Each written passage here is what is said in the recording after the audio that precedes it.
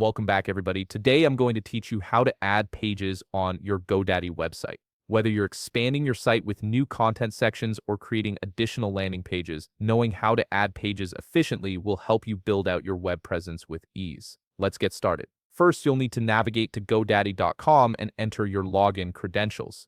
Once you've successfully logged in, you'll be directed straight to your GoDaddy dashboard. This is your central hub for managing all aspects of your website and domains. From here, look over to the left navigation menu and click on Website. This will take you to the section where you can access and manage your site's core settings and editing tools. Once you click on Website, your website settings page will open up. This is where you can view your site's performance, manage settings, and access the editor.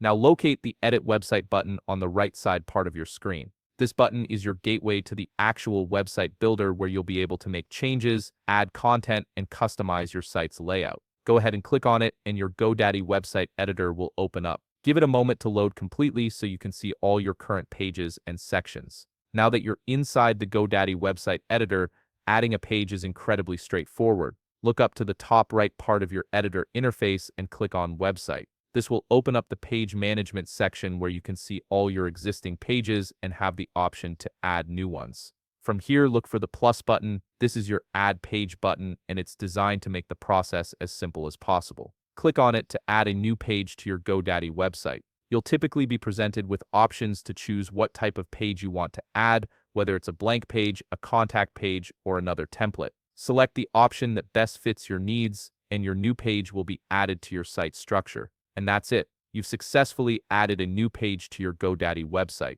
You can now start customizing it with content, images, and any other elements you need. If you found this video helpful, please leave a like, subscribe, and see you in the next video.